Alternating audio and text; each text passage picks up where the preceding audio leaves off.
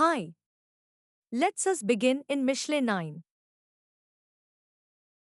Mishli Siyam, verse 1. Ang karunungan ay nagtayo ng bahay, inukit niya ang kanyang 7 haligi. Mishli Siyam, verse 2. Inihanda niya ang kanyang pagkain, pinalasahan ang kanyang alak, at inihanda niya ang kanyang mesa. Mishli Siyam, verse 3. Ipinadala niya ang kanyang mga batang babae, na may mga paanyaya, tumawag siya mula sa kaitaasan ng lungsod. Mishli Siyam, verse 4. Sino man ang hindi sigurado sa kanyang sarili, pumunta dito, sa isang taong mahina ang loob na sabi niya. Verse 5. Halika at kainin mo ang aking pagkain. Inumin mo yung alak na tinimpla ko.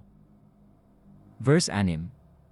Huwag manatiling hindi sigurado sa iyong sarili, ngunit mabuhay.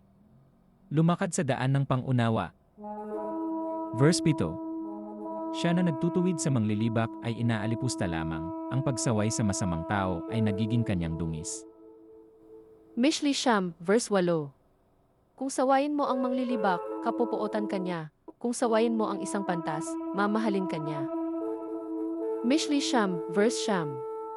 Bigyan ang matalinong tao, at siya ay lalago pa rin, turuan ang isang taong matuwid, at higit pa siyang matututo. Mishli Siyam, verse 1. Ang pagkatakot sa Panginoon ay pasimula ng karunungan, at ang kaalaman sa mga banal ay pagkaunawa. Mishli Siyam, verse 11. Sapagkat sa akin, ang iyong mga araw ay lalago, taon ay idadagdag sa iyong buhay. Mishli Siyam, verse 12. Kung ikaw ay matalino, ang iyong karunungan ay tumutulong sa iyo, ngunit kung ikaw ay nangungutya, ikaw ang mag-isa sa mga kahihinatnan. Mishli Siyam, verse 13. Ang hangal na babae ay magaspang, hindi siya nag-iisip at wala siyang alam.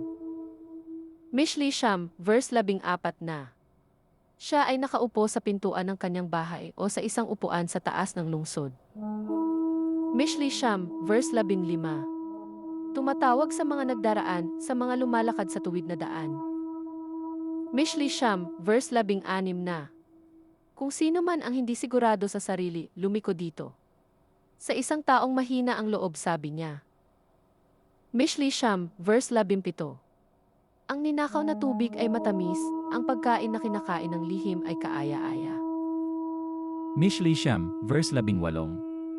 Ngunit hindi niya namalayan na naroon ang mga patay.